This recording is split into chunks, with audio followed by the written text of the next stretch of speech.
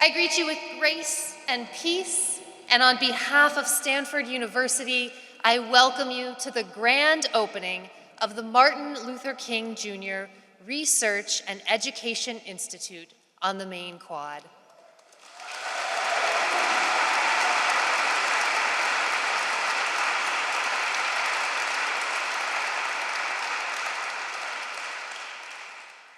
It is right and fitting that we gather on this historic day here in Memorial Church, the geographical and metaphorical heart of our beloved campus. In honor of the Reverend Dr. Martin Luther King Jr., and in the spirit of his legacy that lives yet today, let us begin together in prayer. We pause in gratitude for the dream that brought us here, for the generations whose labor made this moment possible, and for the enduring witness of Dr. King, whose words still stir our conscience and awaken our hope. Today, we dedicate not only an institute, but a promise to carry forward Dr. King's vision of peace and justice embodied in and through the beloved community.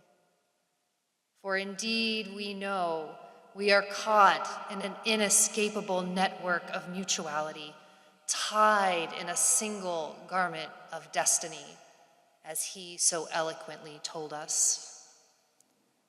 As we honor our past and look toward the infinite possibilities of the future, may we be faithful stewards of truth, scholars and seekers who preserve and promote King's legacy, allowing his wisdom to guide the critical conversations of the current era. May we be builders of bridges, drawing people together across difference, daring to believe that community is always stronger than conflict.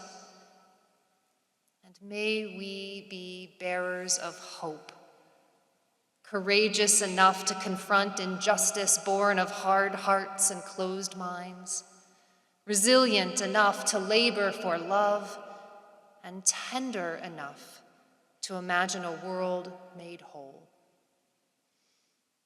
And so, in his words, friends, now let us begin. Now let us rededicate ourselves to the long and bitter but beautiful struggle for a new world. Amen.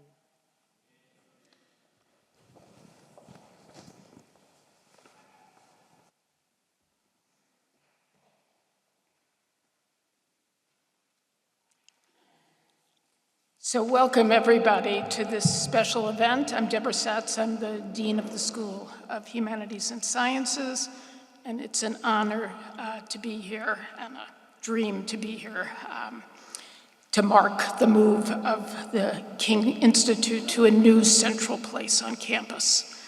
I especially want to acknowledge Martin Luther King Jr. III and his wife Andrea Waters King for joining us today, and it's also a pleasure to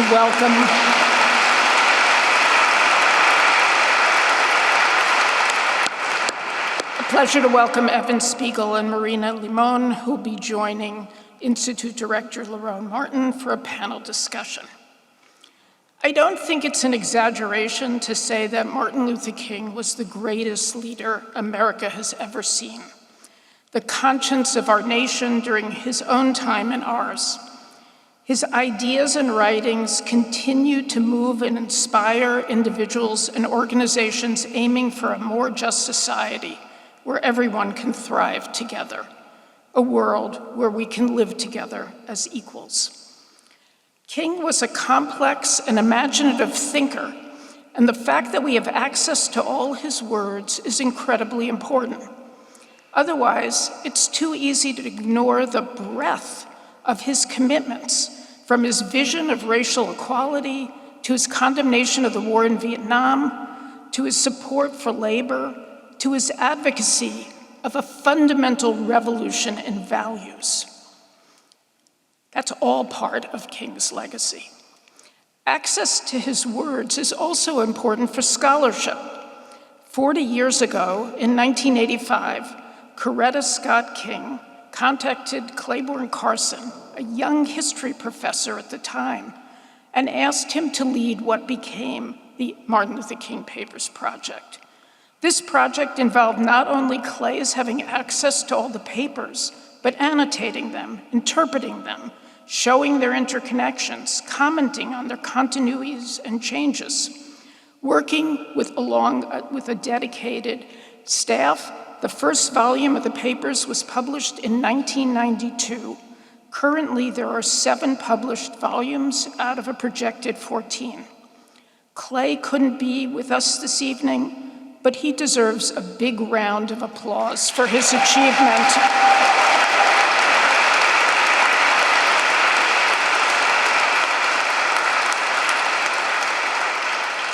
In 2005, the project received endowment support from Ronnie Lott and his All-Stars Helping Kids organization and from the Mumford Family Agape Foundation, and officially became the MLK Jr. Research and Education Institute. In 2022, as Clay retired, we launched a national search and were able to recruit Lerone Martin, a distinguished scholar of the ways that religion, race, and politics have shaped American society, to lead the King Center and the Papers Project. A gift from Evan Spiegel has supported the digitization of King's writings, and in addition to accelerating the pace of publishing of the King volumes, it'll allow the Institute to offer them through a new online database that'll be searchable and that'll be available to the public and worldwide. I am incredibly excited about this development. Now, I've called out some names, but I also want to acknowledge that many people have helped us to reach this point. I especially want to recognize the community, including our students, for tirelessly pressing the point that physical space matters. It's not been okay. The King Center is finally getting the home that it deserves, a striking and beautiful space right in the very center of campus. I think you'll all have the opportunity to view the space, and I encourage you to learn about it and its features. Now, our world is still very far from the ideal of a world where everyone can thrive, and it's easy sometimes to feel despair. But it's worth reflecting on the great moments and movements in the history of this country, from Seneca Falls and Stonewall to Martin Luther King and the Civil Rights Movement, as well as the vast numbers of young students resisting threats to their lives and education, to the Flint sit-down strikes that have shaped the arc of the moral universe. The Martin Luther King Center itself will play an important role in aiding such reflection by further sharing King's ideas and practice with a broad public and reminding all of us that we have a role to play in bending that arc. Thank you for being here and for marking this wonderful occasion.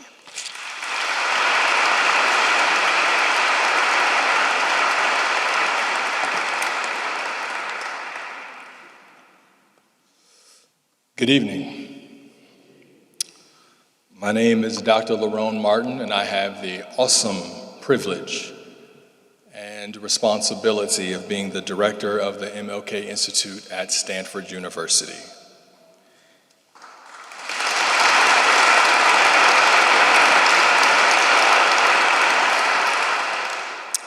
I told my students if they clap, they get extra credit.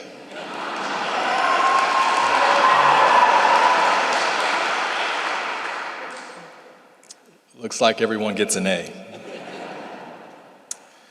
We're here to celebrate a man who was a pioneer of something he called beloved community. And I want to thank each and every one of you for being a part of that community. In addition to all the things that Dean Satz mentioned about the partnership and the community that it took to bring us to this moment, I want to stop and thank each and every one of you for your thoughts, your prayers, your advocacy, your sweat equity, and your dreams that we one day would be at this moment. And so now we focus on the future, where the King Institute will be moving to and where we're going. And I want to highlight at this moment each and every person that works on the staff of the King Institute, because these are the folks that every day, over the past 40 years, students past and present, who've worked on this project. So to Regina Covington,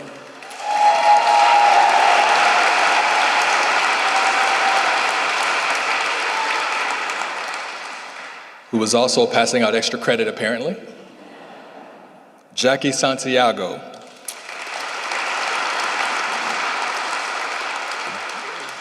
David Lai,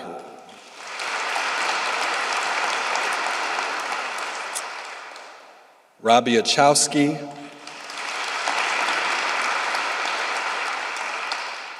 and Hazel Lowy, and Jordan Sherrick, and Tanisha Armstrong, Megan Cook Weaver, Bryn Raymond, and to Ryan Butler.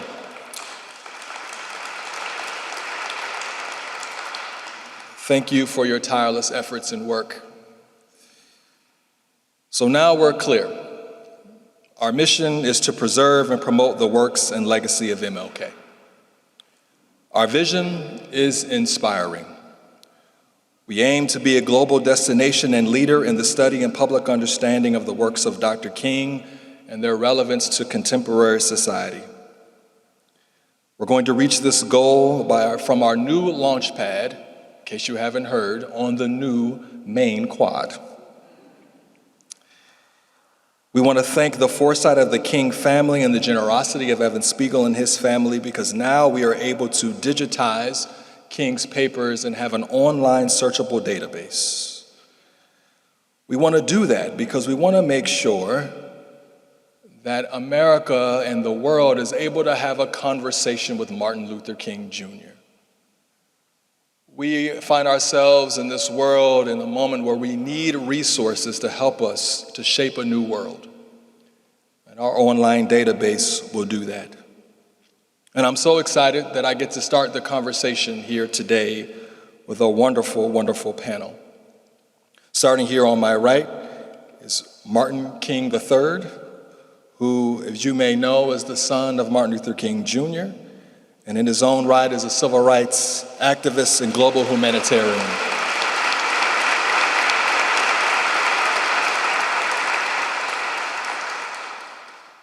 Next to him, we have Marina Limon, who was a Stanford class of 2025.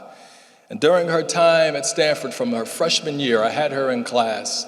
And Marina from there worked at the Institute. She also was a teaching coordinator for our online class for Title I high school students, which awarded more than 250 students Stanford course credit. And Marina was a part of that effort.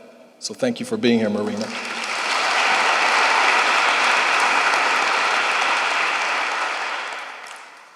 Andrea Waters King, like her mother-in-law, Coretta Scott King, was a warrior waging peace across the country. And also during that time happened to meet Martin Luther King III, and she herself in her own right has continued to be a drum major for justice as the president of the Drum Major Institute. Andrea, thank you for being here.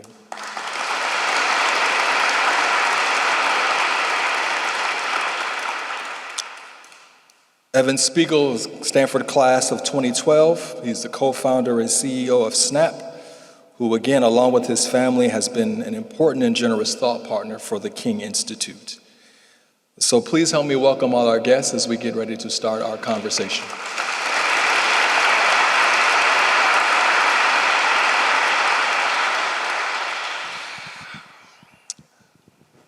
Martin, I want to start with you.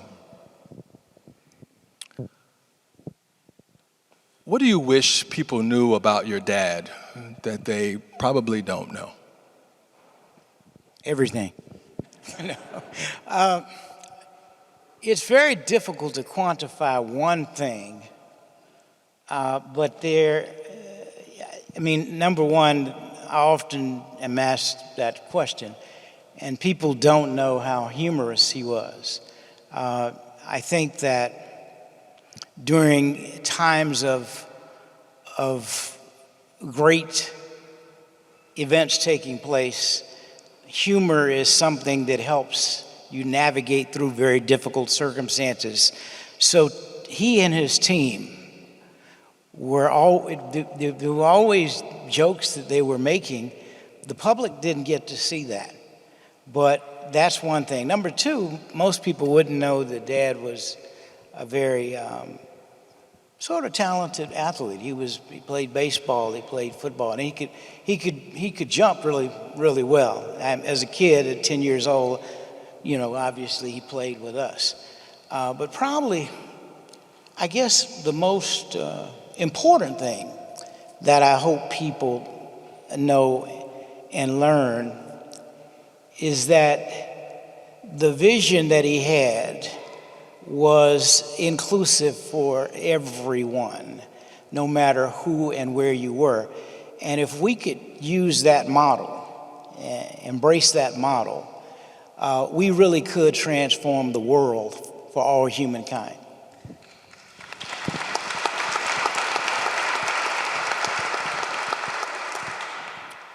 Andrea, as I mentioned prior to meeting Martin King III, you were engaged in activism across this country, much like your mother-in-law.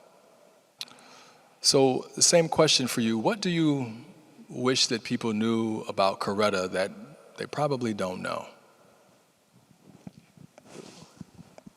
I think that a lot of what we do know about Coretta Scott King is true. Her strength, her fortitude, even her vision. But I think that most people truly don't understand about the partnership that she had with Martin Luther King Jr. That she was not merely the wife of, that she herself was an activist. And not only was she an activist, in many ways, she mentored Martin Luther King Jr. She was an activist in college and very involved in the peace movement, very involved in the quest for humanity. So when he met Coretta Scott King, he wasn't just meeting a woman, he met his match.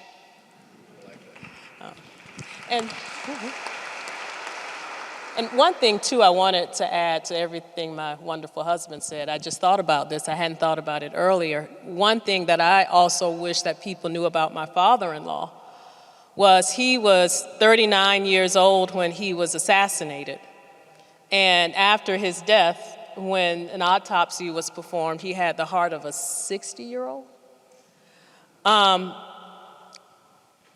And in some ways, the heart that he had for humanity, for all of us, that the price of leadership is not one about being in front of the cameras and all of the glitz and the glamour, that in every fiber of his being, to his actual heart, was given out for humanity. And one of the things that we are very passionate about, all of us understanding, is that love for humanity included each and every one of us here today.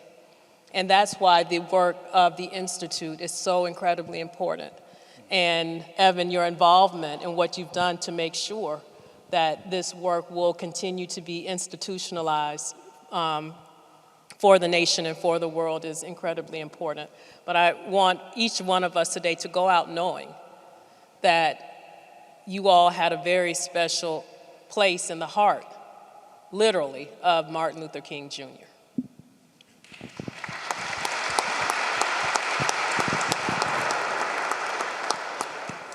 Marina, as I mentioned, you've been a part of us for a very long time, from your freshman year. What did the King Institute mean for you and your educational journey while you were at Stanford? I think a lot of things. I think, as you had mentioned, I started working at the King Institute my freshman year was spring quarter. It was actually after I had taken your class, and I believe it was your first year as well. So Dr. Martin's class on Malcolm and Martin, which is amazing, and I highly recommend to take, for any students to take it. But it was then that I became aware of a position for a research intern at the King Institute, and working there and getting that opportunity as a freshman, I mean, it really opened up my experience at Stanford to an amazing community.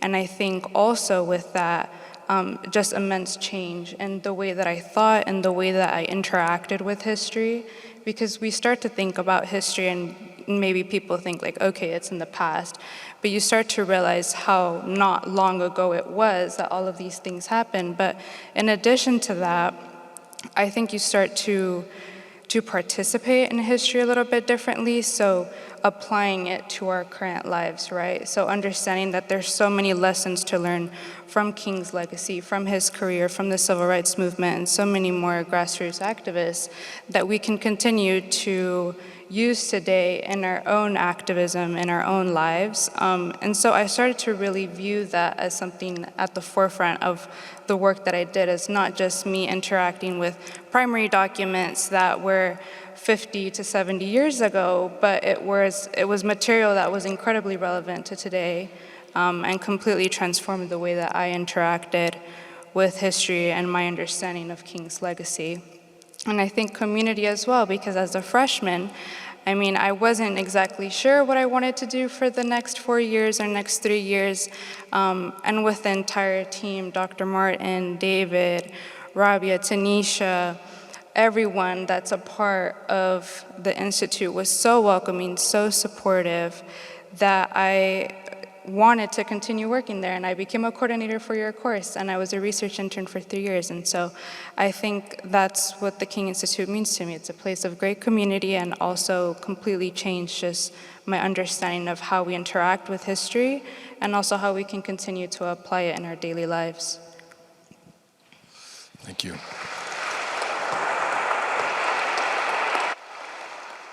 Evan, one of the things that you said to me when we first met that really inspired me was Martin Luther King Jr. was a founding father of the United States, and that always stuck with me. So I would love if you could tell us how you were exposed to Martin King, and also what that means to you for King to be a founding father. I think for me, as I look at Dr. King's life, one of the things that he was so crystal clear about was that the founding documents of the United States he viewed as a promissory note, right, as a real commitment. And he continued to anchor on the founding documents of the United States, and I think the natural rights that he viewed all of us as imbued with. And to me, that always served as an incredible source of inspiration. That recommitment to our founding ideals was something that really drew me to Dr. King, and I think is something that we can continue to draw a lot of inspiration from today, especially later on in his career when he spoke here at Memorial Church and he talked about the other America, and he talked about a blueprint for a much more inclusive America that tackled poverty, that dealt with the scourge of war, in addition to racism. I think that broad blueprint for the future of America is one that obviously has not yet been realized, but in my view represents a recommitment or almost a refounding moment for the country to connect back with its ideals and values. I love that. And given that, in your commitment, your thought partnership, what aspirations do you have for us here at the King Institute at Stanford? What can you imagine the role we could play in bringing about that inclusive America?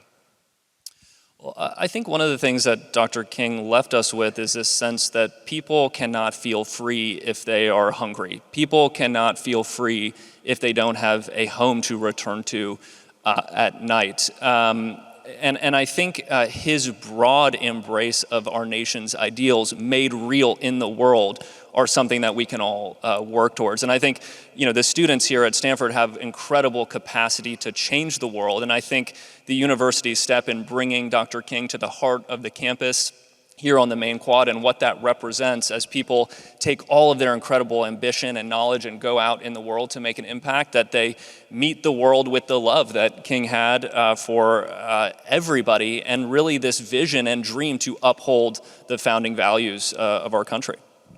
Absolutely.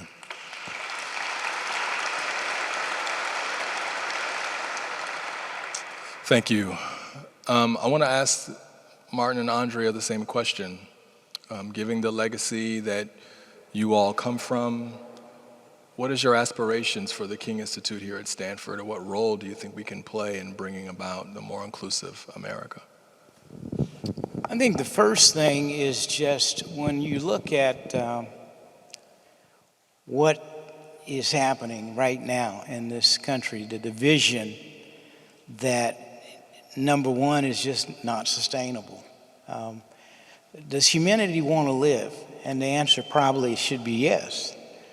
But if we continue in some of the traditions and some of the things that we are advocating today, that will not be the case. I mean, many of us grew up on the notion that our leaders wanted to create a better nation and world for children yet unborn.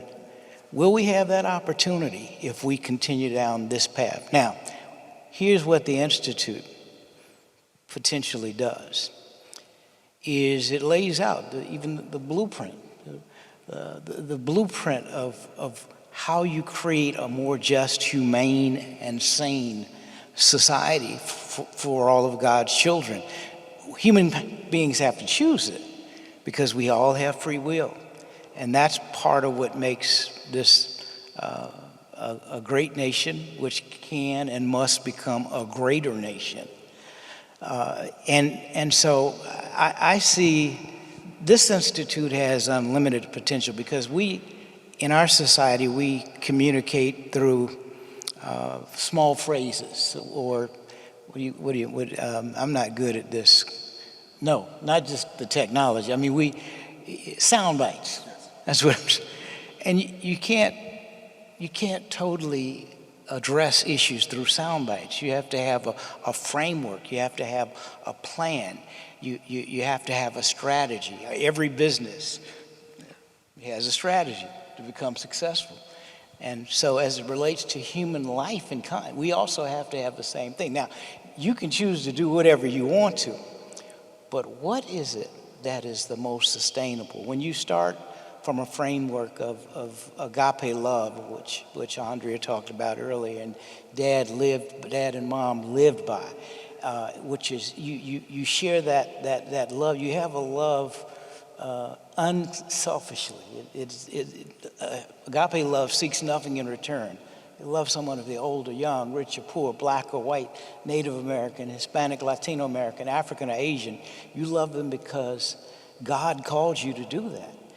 If we can ever get to the point where we're truly embracing that agape love, again, the world becomes different. That comes through. The Institute brings a lot of that because, as I say, people, when you think about Dad and Malcolm X, for example, they reduce it to Malcolm X to, any means necessary. That doesn't even begin to define who this man was. And then when you look at Dad, he's singing "We Shall Overcome." And that doesn't begin to define the depth of who each of those men were. The Institute provides that information that anyone can access, and which technology is so beautiful. So again, it comes back to what choice does America want to make? What choice does the world want to make? What I would add to what Martin already stated is the fact that what the Institute provides is for far too long, Martin Luther King Jr. has been like a buffet, a smorgasbord. You can sample this, sample a little bit, here and there. And we are literally at a point where the words of Martin Luther King Jr. parceled out have been used to stand for exactly opposite everything that he stood, worked, and died for. So we have politicians and others using Martin Luther King's words to talk about the fact that diversity, equity, and inclusion are wrong, or use his words to pass legislation where then you can no longer learn about Martin Luther King Jr. in schools. The Institute provides, Dr. King said that truth crushed to earth will rise again. The Institute provides that foundation of truth. And most importantly, what it does is none of us, not any one of us, benefit from Martin Luther King Jr. being idolized. Because an idol is like an ornament that you take off a shelf once a year, you dust around it, look at it, and put it back up. We will only create that beloved community when we are all living up to the ideals of Martin Luther King Jr. And the Institute provides that framework, not for idolizing, but for challenging us and inspiring us to live up to the ideals of Martin Luther King Jr. in our everyday lives.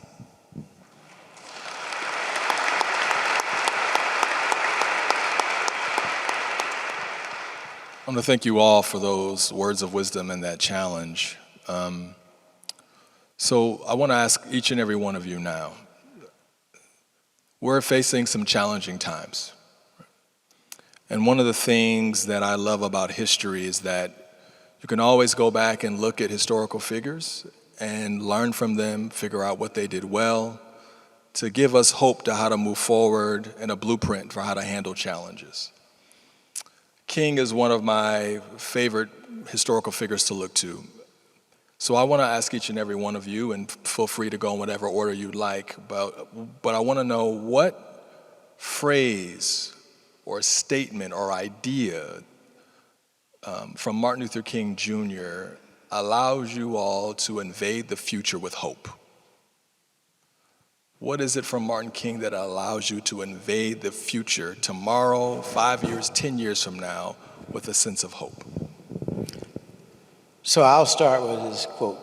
The moral arc of the universe is long, but bends toward justice. Now, that doesn't mean that it's just arbitrarily going to happen. I think we have to engage to help it become. But that gives me hope. The moral arc of the universe is long, but it bends toward justice.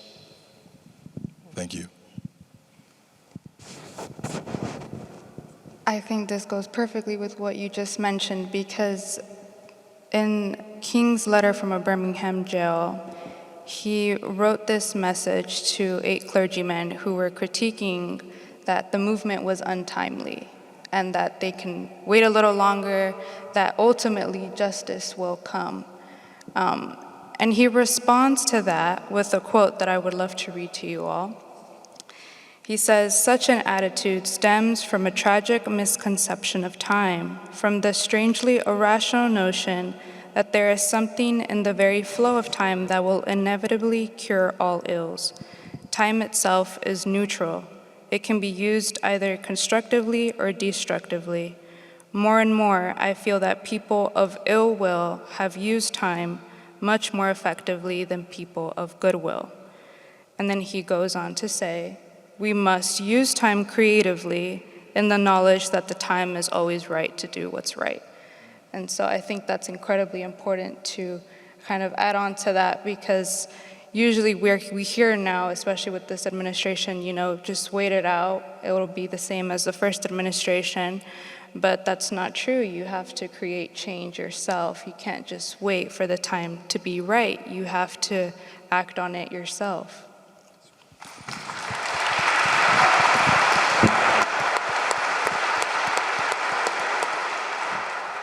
Yes, we're going in order.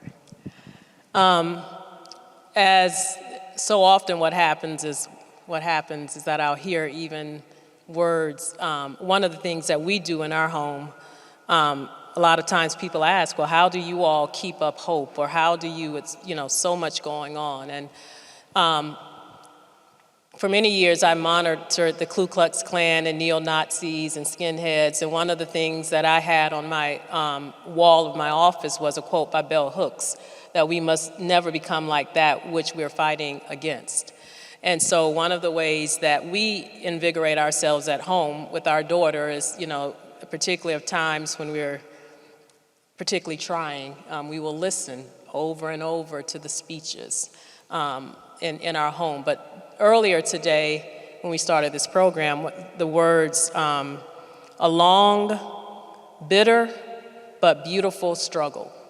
Because I think that all too often, and yes, we are living in unprecedented times, but Martin Luther King Jr. reminded us that the struggle for peace, justice, and equity, number one, is long, that sometimes it is bitter, but ultimately it is beautiful.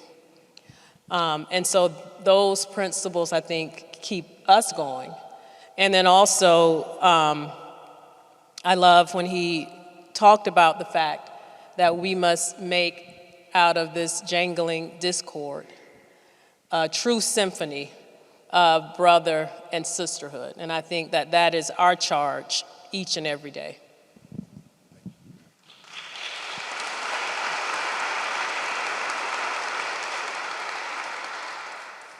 Yeah, I mean, I think for me as a leader, his clarity and moral authority about what was right is a real touchstone for me. If I've got a tough question at a company all hands or something, I'm like, gosh, what would Dr. King say on this one? I think for me, the one that stands out, maybe one of my favorites, is his very deep belief in how interconnected we all are, that when one of us is hurting, we are all hurting, that when one of us is hungry, we are all hungry, when one of us is suffering, we are all suffering. And I think that deep belief in the interconnected nature of humanity is something that really inspires me.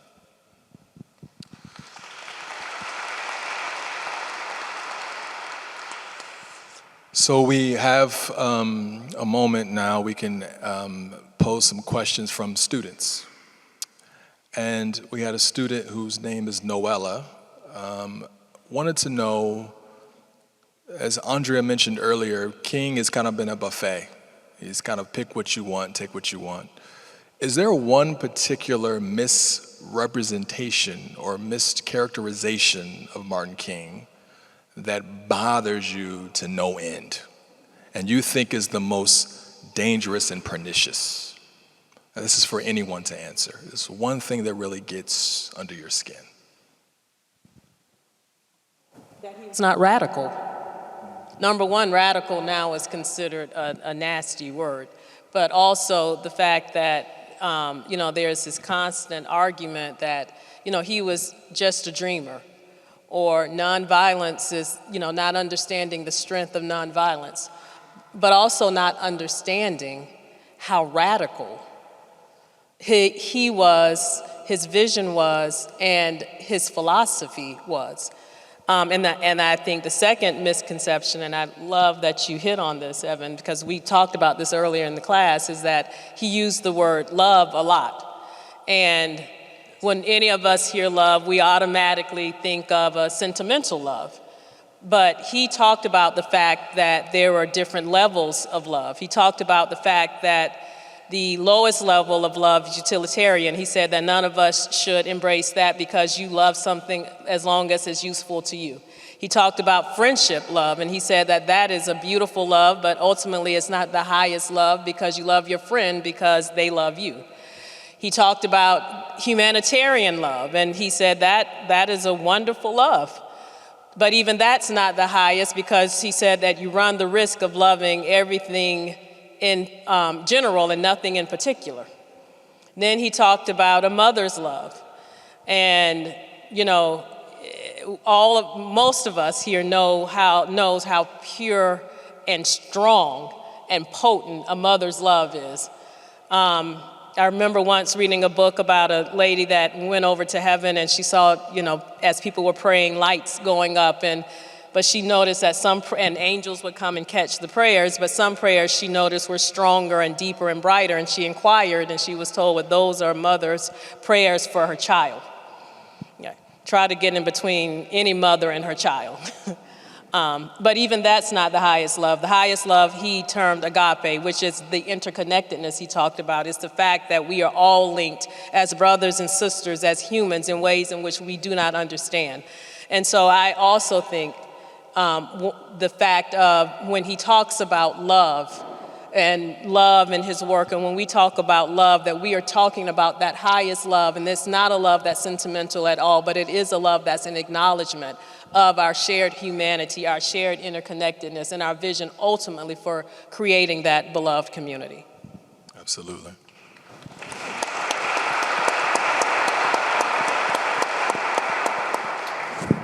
Do you have any misconceptions, Marina, Evan? I would add, and I think this goes back to our conversation that we were just having, the way the media constantly wants to kind of put a wedge between King and other activists and constantly make it seem like, as you had mentioned, he wasn't as radical, or just make it seem like, for instance, with Malcolm, that they were completely different people with different goals, and that's just not true. And I think we can learn a lot from seeing the overlap in their ideas and not having to always see it as this division, because that can also create divisions in our communities and divisions within activism and our approaches. And I think we can learn from both. We can learn from so many activists, from grassroots to mobilizing to organizing. And I think with King, he did an amazing job really just being able to take so many ideas and create so many ideas that I think are constantly seen as just one or the other with other activists. And so I think that's one misconception that I would definitely talk about.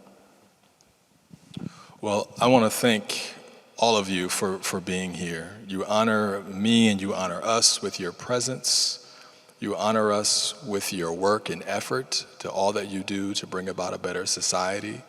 And you honor me personally that you all in your own way have trusted me to take care of your father's legacy, to create a new sustainable database, to trust me with teaching you in the classroom. So I want to thank the four of you. You honor us and you honor me with your presence. So thank you for being here.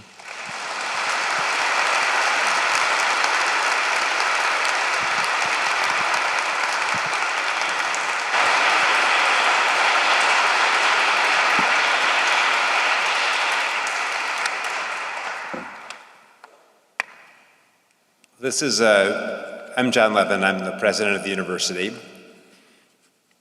This is a rare pleasure to get to be here together to celebrate the new home for the King Center.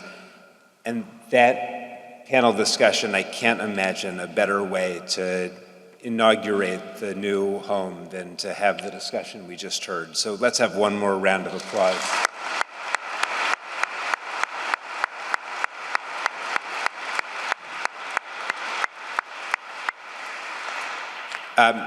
Although he couldn't be here today, Dean Satz mentioned the role that Clay Carson played in partnership with Coretta Scott King in bringing Dr. King's paper project here to Stanford. When I was a student at Stanford in the early 1990s, Professor Carson was already an icon among students. One of my close friends worked with him on the King Papers Project, which had just recently come to Stanford. And it was one of the most meaningful parts of her experience at Stanford as a student. And like Marina, many students since have had that opportunity, and we're grateful for that. And Liron, I want to thank you for your incredible leadership of the project and for continuing that tradition of involving our students.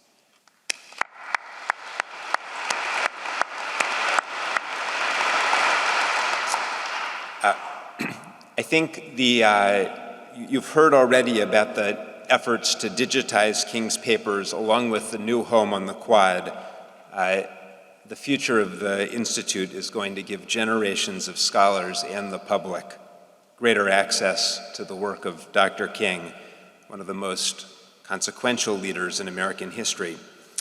And I think today's discussion just underscores how relevant his thinking and his work continues to be today.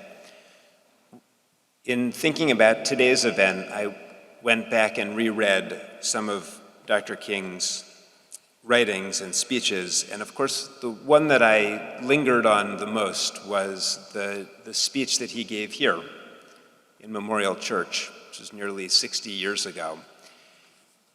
And in rereading that speech, I was struck by something that I think comes across in so much of what Dr. King had to say, which is the extraordinary combination, the ability to tell hard truths about the world as it is, and the hope that he was able to inspire for what could be. In the speech that he gave here, at the time Dr. King came to give the speech, it was 1967. He had just started talking about Vietnam. And so that was really what he was talking about at that time. But that wasn't what he talked about in Memorial Church. He talked about race, and he talked about inequality, and he talked about injustice. And he actually laid some of the foundations for what became the Poor People's Campaign that started the next year. So it was a consequential speech. And he echoed many of the themes from the letter from the Birmingham jail that Marina talked about before. In fact, he said some of the similar things. He talked about the concept of time that Marina had quoted. He said, he cautioned against what he viewed as misguided, the notion that there is, in his words, there's something in the very flow of time that will miraculously cure all evils. And like in the letter from the Birmingham jail, he said, time is neutral. Progress never rolls in on the wheels of inevitability. It comes through the tireless efforts and the persistent work of dedicated individuals. And that combination of the hard truth, things will not change unless people make them change, and the sense of hope, they can change because of the actions of individuals. He was able to express that better than any leader in the history of this country, maybe better than any leader ever. And it's our honor that he did that here at Stanford in this church that we get to be in today, and so we're part of that legacy at Stanford. And of course we're part of that legacy because we've been entrusted with the King Papers Project and with the Institute. And at Stanford, our scholarship, our teaching, our students, the lives they will lead, they make a difference. Our mission is the preservation and dissemination and the application of knowledge, and the King Institute does all of those things in a very powerful way.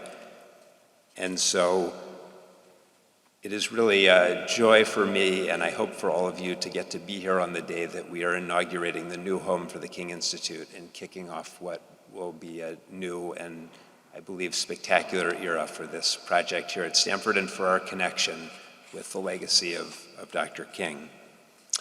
And I'll just finish by noting that what Dean Steinward started with and what our panelists ended with, which is, each of us, of course, has a role to play in that inescapable network of mutuality that Dr. King and Dean Steinward spoke about. So thank you all for being here to share this moment, and for caring, and for helping us to celebrate this auspicious day in Stanford's history. Thank you.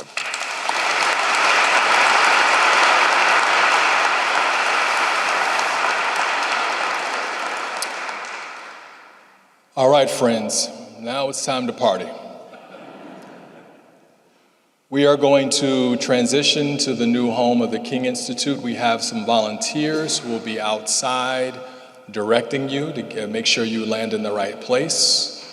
The Kings have been so kind to agree to stay and have a book signing of their book where you can purchase and have a book signed. So we are going to transition there, and I want to just give you a little bit of insight of what you should expect. So the new home was designed with intention. There is not one detail in this new location that we did not think about. We wanted this space to really communicate the tradition which produced Martin King and the tradition that he left us. So everything from the color of the carpet was intentional. It's red to remind us of the red brick of Ebenezer Baptist Church that helped to make him, was his foundation. The lights in our seminar room are similar to a pool hall because, as Martin mentioned, Martin King was quite the pool player. We have in our small kitchenette area the floor to match the floor of the fellowship hall in Ebenezer Baptist Church. And we even have our bathrooms and a mural on the wall to juxtapose what bathrooms would have looked like when he was living, and the bathrooms that he worked to change to the bathrooms that we have now. So we want to welcome you to our new space. We'll have, again, some guests who will be, or some volunteers who will be directing you there. We also have some refreshments. So we hope that you will engage in beloved community, meet some new friends, connect with some old friends, and come into our space. And we hope that you will leave that space inspired to go create a new and better world. So we look forward to seeing you at about 5:20. We'll begin the tours in the new space. We ask for your patience. We are so thrilled and excited that so many of you are here today, but our space is limited, so we ask for your patience in making sure you have a chance to see the Institute. If by chance you have to run off and you can't see the Institute, we'll be doing another tour on Saturday at 11 a.m. during homecoming. And if that doesn't work for you, we also have on our website a form you can fill out so you can have group tours of the new Institute. So again, we want to thank you. We look forward to greeting each and every one of you in beloved community. And we ask that you go in peace and go be drum majors for justice. Thank you.